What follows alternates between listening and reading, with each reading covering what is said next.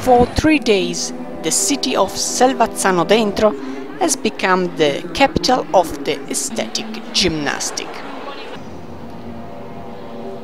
The third Mediterranean country's opening has judged the juniors and senior categories. At the event took part also the Federation President, the Mayor of Selvazzano Dentro, Enoch Soranzo, and the Sport Consigliere.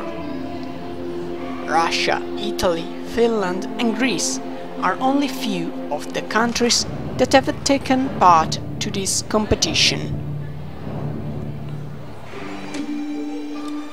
Swishamber Channel News, Selvazzano Dentro.